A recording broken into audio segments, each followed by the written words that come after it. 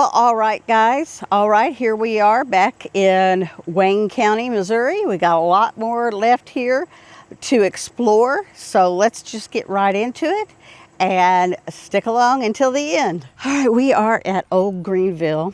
This is a walk along which there are many, many markers. It goes up and down what was the streets of Old Greenville. So the first marker I'm coming to on this part of the walk in Old Greenville is Old Greenville's Accommodations, hotels and tourist cabins.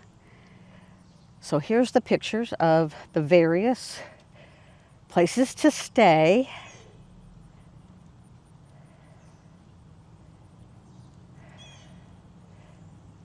In the different times. And it said, throughout its long history, Old Greenville had a need to accommodate travelers, particularly when the Wayne County Court was in session. So it goes through here and tells you when the different places were used. Of course, I can't read every word. We've got too many markers to cover, so please pause and zoom in and read those. Okay, the next marker here along our walk through Old Greenville, Missouri is for Ward's Store. It says you could buy a pretty good pair of overalls, which was the most common work clothes at that time, for about 98 cents at Ward's Store. A real good pair for $1.25. So it was located here when the dam was built, here in this area that we are standing.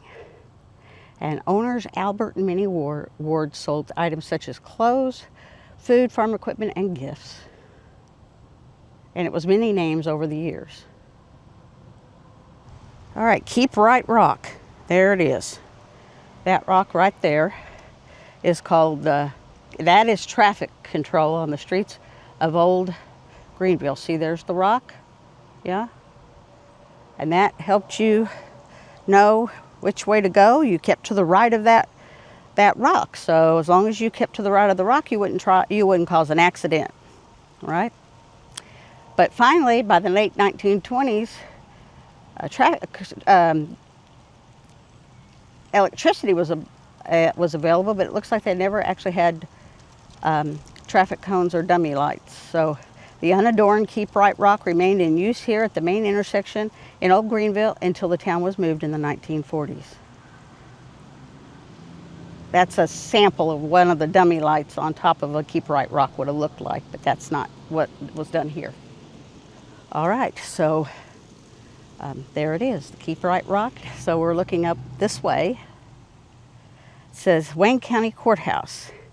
I can remember the 1925 courthouse was built because I cleaned brick when they tore the old one down. They reused them on the inside walls. I got paid 15 cents 100, and I'd clean 1,000 a day.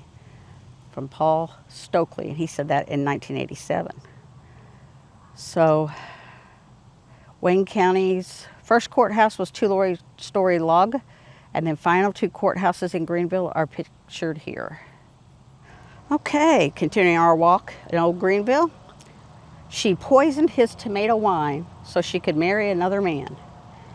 In April of 1939, Louise Myers, 48, of Gravelton, a small town in northeastern Wayne County, murdered her husband, Grover M. Myers, 54, by infusing his homemade tomato wine with insecticide. And it goes on to tell you about the story. And she initially confessed, but later during trial she testified that the idea to poison her husband was concocted by another man, Oscar F. Stroop, and she was having an affair. All right, she was convicted of first-degree murder and sentenced to 99 years in prison. That's a long time. She served her sentence at the State Prison Farm No. 1 in Jefferson City. All right, next marker, Harry S. Truman on the campaign trail at Old Greenville. So he was a U.S. Senate candidate, and there he is near Polk Service Station in Old Greenville in 1934. And it goes on to tell you about this campaign and why he was here.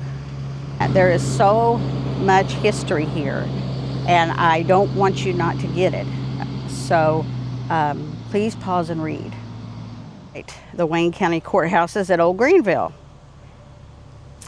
And this is the fifth one, used between 1926 and 43. And then this one shows the third and fourth Wayne County Courthouse, used between 1856 and 1926. It did survive 3 floods and then was rebuilt after a fire. And it was the site of 2 famous murder trials. So the one that Hiram Holliday was killed in, and then Sam Brown was tried here for the murder of George T. Richardson. So he was convicted and hung. So this gives you the history of these courthouses. This one is Sam Brown, tried, convicted, and hung at Old Greenville. And there's a picture of him during his incarceration at the Wayne County Jail at Old Greenville. We've got some hickory nuts falling out of the trees. I hope I don't get whacked with one. Again, I'm not going to read every word. I can't do it. Too many markers. Zoom in, pause. Said he was so weak from his illness that he had to be carried to the gallows and held up while the noose was fitted around his neck. Despite his frail condition, it took more than 5 minutes for him to die. Oh my word, how inhumane. Please, this is his story, read. I'm not saying he wasn't a bad person, but nobody deserved that.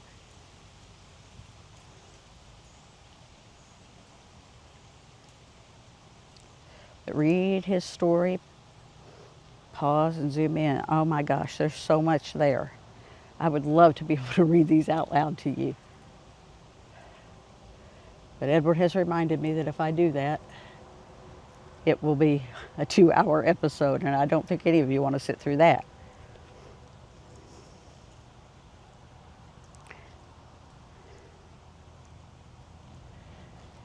Here's the jail. He was held for 27 months in this jail and apparently got very sick while he was there. Tie hacking. Layer out and knock off the juggles. Have no idea what that means. These men work either in the employ of tie contractors or independently. They usually build shacks in the forest where they live in primitive and lonely fashion. Tie hackers are looked down upon by the farming population and often are a somewhat lawless element. When the tie lumber has been exhausted at one locality, they move on to another, rarely remaining at one place more than a few years. They accumulate few possessions and develop slight social inclinations. So, yeah, they're hermits. They're hermits. So here it's telling you all about how this happened. Hacking was a way of life in the Ozarks. Not the computer type of hacking, people. Please pause, read this. This is interesting. How these ties were made and the different names for them. One was even called a bastard tie. Why they came up with these names.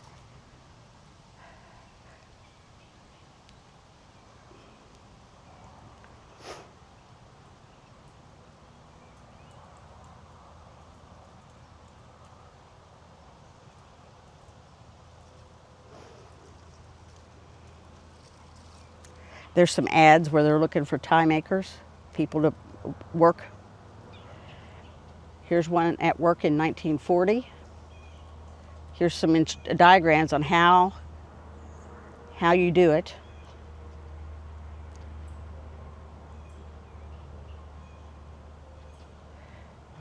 This markers the Hastings Barber Shop. Sam Hastings was quite a fisherman. He loved to fish, and he'd stand there and talk about fishing about half the time. It's taken him a long time to cut your hair, 'cause he'd have to stop and tell you how long that fish was he caught. The picture above shows Mr. Hastings giving Floyd Hewley a shave while Winford Croney looks on. The man visible in the mirror is Clint Turner. Mr. Hastings charged 25 cents for a haircut and 15 cents for a shave. This marker's for the Ownbey Residence. The house was owned by Isaac Ike Daffron and later by George and Nora Ownbey. They rented rooms to the public and served meals for as low as 25 cents. The building was built using concrete blocks with an imitation stone face. Next was the Smith home. Harriet Smith's two-story frame residence was located in the center of this property. Mrs. Smith's husband, Ed, was cashier of the Wayne County Bank and a partner of the Smith Roads Mercantile Company. He died in 1926, and later Mrs. Smith occasionally rented rooms to the public. The Smith house was known for its unique ornamental iron fence. The filling stations of Old Greenville. There were apparently about 8 different filling stations. You had the Hunter's Resort Conoco, the C.M. Percy Lee's Shell, the J.A. Davis's Caltex Station, George F. Wilkinson's, it doesn't have a brand, Ed and Edna's Standard Oil, L. Wilcox's Standard Oil, Frank Ward's City's Service, and Polk's Phillips 66. This is the J. Arthur Davis dealership. J. Arthur Davis sold cars in this building, one brand, the Whippet, sold for about $600.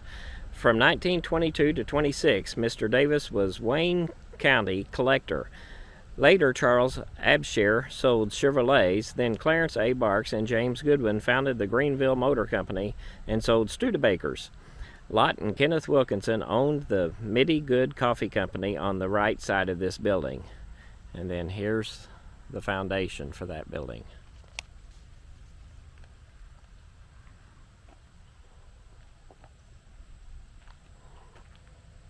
Barrow's store. Ed Barrow and his son H.O. Harland had a grocery store on the first floor of this building. H.O. was the last mayor of Old Greenville and the first mayor of New Greenville. Charles Plew and Frank Mack Barrow occupied the second floor, where they bought and sold furs. They often hosted a good game of cards there as well. And then you can see the stairs here, where this building would have sat. Moving Greenville in 1941, above the pool of Wapapello Lake.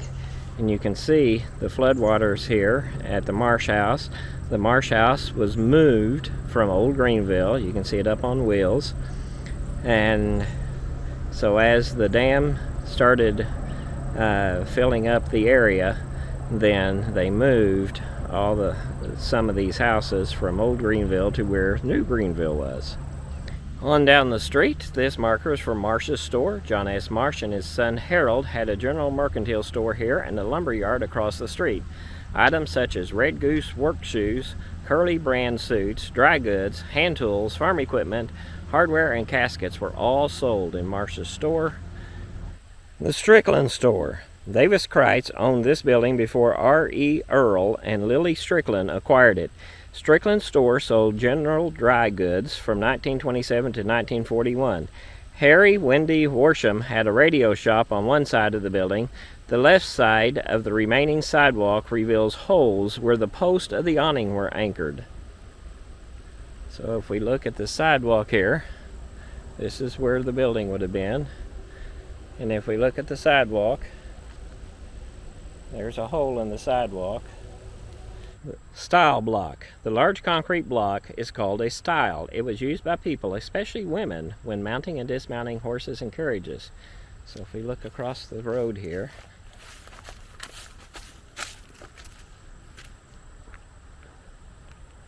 this is the stile block. You can see they would step off and then down into the step and be able to dismount their horse. This sign is for the Dr. Wagner Residence. Dr. John Wagner practiced medicine in Old Greenville for over 40 years. He graduated from the American Medical College in St. Louis in 1906 and moved to Old Greenville in 1910. Doc Wagner was responsible for organizing the Greenville Improvement Corporation that established New Greenville. And then back here is where his house would have been. The Turner Durham Store. When this picture was taken in 1935, William Helm owned the building where Floyd Turner and Monty Durham had a grocery store and meat market. A year later, Mr. Durham sold his share of the company to Mr. Turner, who became the sole proprietor when the business moved to New Greenville. And so, once again, this is where that building would have been. The Greenville Sun / Post Office. Constructed in 1907 for the St. Francis Iron and Land Company, this building later contained the offices of the Greenville Sun newspaper and the Greenville Post Office. Frank and Charles Ellinghouse owned the newspaper. The second floor served as a meeting place for the Independent Order of Oddfellows Lodge members. And then here's the foundation for this building.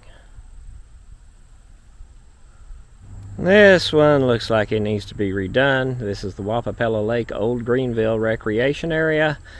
I think it's the same information that was on the other one that was shown from the other area, except we're in a different location. But this shows where various places would have been. Here's a marker for the Methodist Parsonage. The building that served as parsonage for the Methodist Church was located here, a stucco building built in 1928. It was last occupied by Reverend S.H. Anglin and his family. The building burned while occupied by the Anglins, and their 4-year-old son died as a result of the fire. And you really can't see anything about where this house would have been. Here's the Greenville Methodist Church. In 1899, the Greenville Methodist Church was built with the best available materials. It had a seating capacity of several hundred people. Torn down in 1942, part of the salvage materials were used to construct the church in New Greenville. In 1979, the church was renamed Grace United Methodist Church. And then here's where that church would have been. And conveniently, they even have a bridge over the ditch. Here we are at the Greenville School. It was constructed with locally quarried stone. The Greenville School was completed in the mid-1930s and had a capacity of 350 students. The previous school had burned in 1933, and many local businesses served as temporary classrooms until the new school was completed. You can see a picture of the school. And then there's the foundation. And then if you want to see this today, there's the campground, and you need to walk down that sidewalk to get here. And if you go to the other direction from the school, you can see the sidewalk actually continues down through the woods. So I don't know if you'd want to go down that far. Then you get down here to Holiday Avenue, and we were down this far earlier looking at some markers down there on the other road.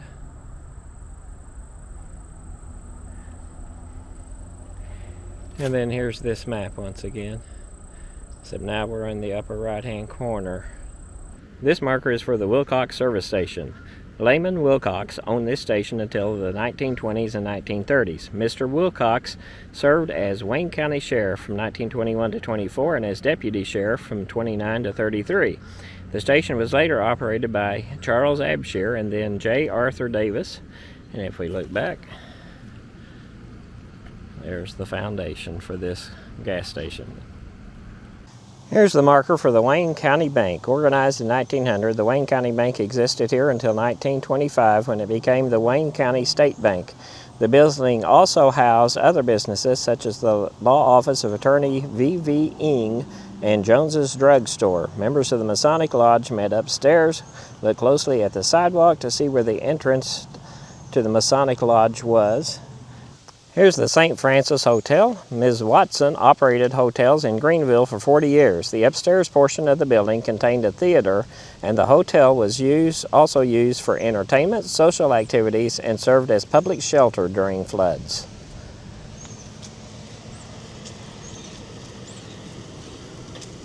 This marker is for the Bedwell Tavern. Before the Civil War, Zedekiah Bedwell was reported to have buried an iron-bound box containing his money.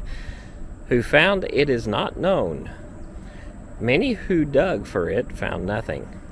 Around 1840, Zedekiah Bedwell built a tavern. It served as a hotel, bar, public meeting space, and a night stop for the Batesville stagecoach from 1859 to 1871. At about 1875, Finis Stevens bought the tavern and remodeled it into a house. Mr. and Mr. Fred J. Stevens Stephen Sevier the last owners before Wappapello Lake was created. And if we look up ahead of us, here are some stones. And then directly in front of us is the stairway that would have led into the tavern. So the stairway is all that remains. All right, I'm continuing my walk down the sidewalks here in Old... Oh, there's a... I'm sorry, I got distracted by the animal running. I think it's a groundhog running over there. You know, here I am to my next marker in Old Greenville, Missouri. Look, here would have been these are sidewalks, and we've gone to a house. Probably would have been there where that hump is there. But our next marker here is on the, I guess right in front of us would have been Greenville Jailhouse. Right there. The top floor was for women. I remember the jail held 2 women, the Dickerson girls. They were in jail for robbing some folks, is what Frank White said. All right, we are walking down the paths outside of Old Greenville, Missouri. That's a lot of walking, people. Again, there's so many here, I'm not reading word for word. This one is The Surprise at Greenville, July 20th, 1862. I'm going to try to get this where you can read easier. There's Captain W.T. Leeper, so you have an idea of what he looks like. In July of 1862, more than 100 members of the local state militia, commanded by Captain William T. Leeper, were camped here, northwest of Greenville, guarding the Fredericktown Road. And it goes on to tell you all about it. Just please pause and read as we continue to go. Of course, the Confederates looted the Union camp, took everything they could, but Leeper regrouped, and by evening they had retaken their hold, but they were a lot of things if they got away with them. I'm not exactly sure. Leeper came to demonize his opponents, often referring to Reeves and his followers as thieves, bushwhackers, murderers, oath breakers, or simply bad men.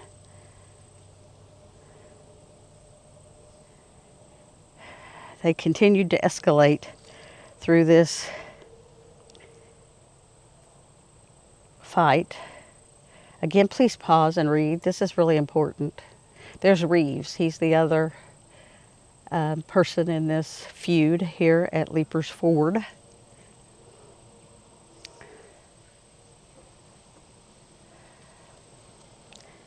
This back and forth between Arkansas and Missouri, and the fighting between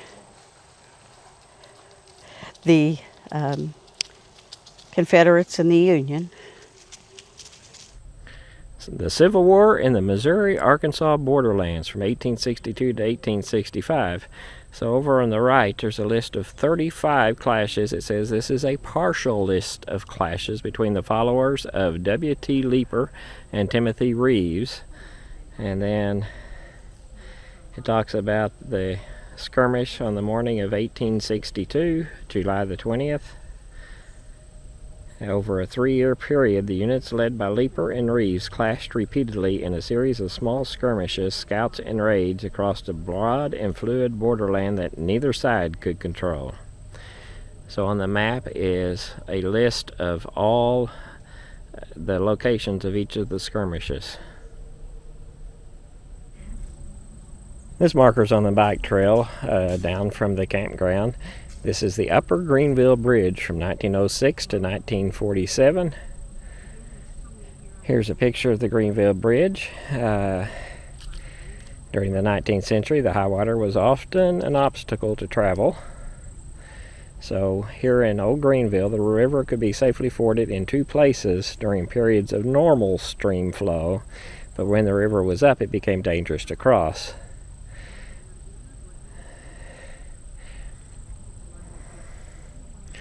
So they built these 2 river bridges. You can see we are on the bike trail, so you can see the blue dot is where we are, and then there's the other information.